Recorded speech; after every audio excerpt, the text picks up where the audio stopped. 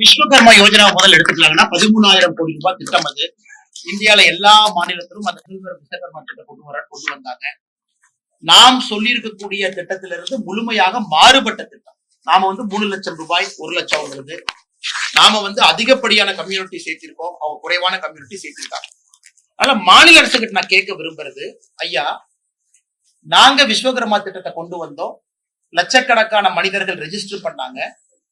நீங்க கொண்டு வந்த விஸ்வகர்மா திட்டத்துல ஆயிரக்கணக்கானவர்கள் கூட பதிவு செய்யல அப்படிங்கிறது என்னுடைய குற்றச்சாட்டு. அதுக்கு உங்க 1 ரூபாய் கூட நிதி அலோகேட் பண்ண. இந்தியா முழுவதும் விஸ்வகர்மால நம்ம நிதி கொடுத்து 13,000 கோடி திட்டத்தை செயல்படுத்தி கொண்டிருக்கும் பொழுது தமிழகத்துல ஏட்டிக்கு போட்டியாக ஒரு திட்டத்தை கொண்டு வந்து எத்தனை பேர் பதிவு பண்ணிருக்காங்க? ரெக்கார்டு கொடுக்கணும். மோடி ஐயாவுடைய விஸ்வகர்மா திட்டத்தினுடைய பதிவு டீட்டெயில் தமிழக அரசு கையிலே இருக்கு, அதே வெளியிடட்டும். சோ நமக்கு பதிவு செய்ததுல 10ல் ஒருத்தர் தான் தமிழ்நாடு விஸ்வகர்மா திட்டத்துல பதிவு பண்ணிருக்காங்க. அது அவங்களே கிளாரிஃபை பண்ணட்டும். 1 ரூபாய் கூட பண்டிகை டிஸ்போஸே பண்ணல.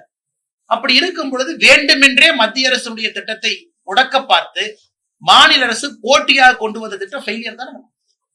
இது அவங்க மாநில அரசு உணர்ந்துக்கணும்.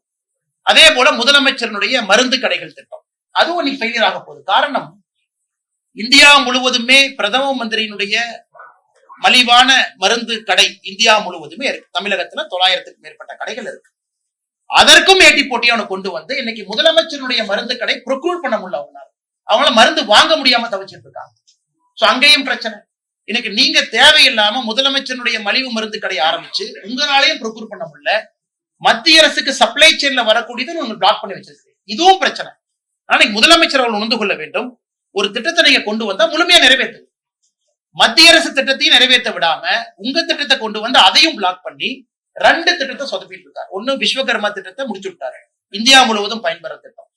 பிரதம மந்திரியினுடைய மலிவு விலை மருந்து கடை, அங்க வரக்கூடிய சப்ளை செயின்ல தமிழக அரசு கான்ட்ராக்ட் போடுறாங்க, எனக்கும் அதே மருந்து கொடு. அப்புறம் என்ன பிரமாதம்? அதே மருந்து பிரதமருடைய கடைக்கு போகும் பொழுது நீங்க எதுக்கு அதை வாங்குறீங்க? வேற சப்ளை செயினுக்கு போங்க. நீங்க வாங்குறதால அங்க போற சப்ளை செயின் பாதிக்கும். அதனால 2 திட்டமும் கூட ஏட்டிக்கு போட்டியா கொண்டு வந்த திட்டம் அட்டர் ஃபெயிலியர். எதற்காக இந்தியால எல்லா இடத்துலயும் டபுள் இன்ஜின் கவர்மெண்ட் சக்சஸ் ஆகுதுன்னா டிரான்ஸ்பரன்சி இருக்கு. பிஜேபி ஆட்சி மத்தியிலும் மாநிலத்திலும் ஒரே ஆட்சி இருக்கும் பொழுது அக்கௌண்டபிலிட்டி இருக்கு. நீங்க அக்கௌண்டபிலிட்டி இல்ல. அதாவது ஃபேக் டேட்டா போடணும். 100 நாள் வேலைவாய்ப்பு திட்டத்துல எவ்வளவு ஃப்ராட் பண்ணிருக்காங்க, ஃபேக் என்ட்ரி.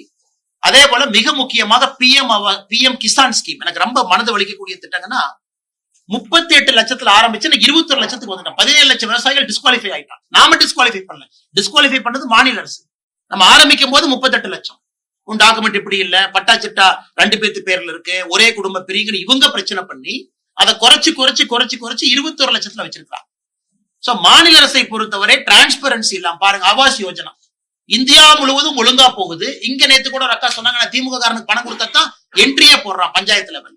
சோ எல்லா இடத்திலும் கூட மத்திய அரசுடைய திட்டத்தை செயல்படுத்தக்கூடாது என்கின்ற ஒற்றை நோக்கில திராவிட முன்னேற்ற கழகம் இருக்கிறாங்க. அனைத்து இடத்திலும் சப்சிடி டிரான்ஸ்பரண்டா போகும்போது இங்க மட்டும் என்ன பிரச்சனை? ஏன் பண்றாங்க?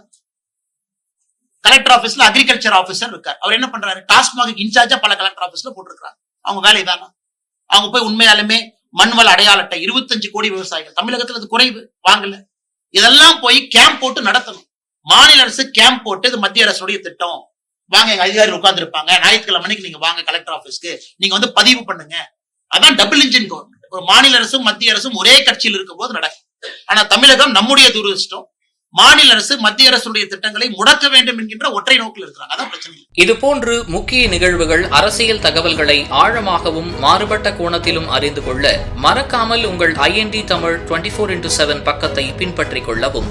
உங்கள் ஒவ்வொரு ஆதரவும் இதுபோன்று பல நிகழ்வுகளின் பின்னணியை அறிய உதவும்.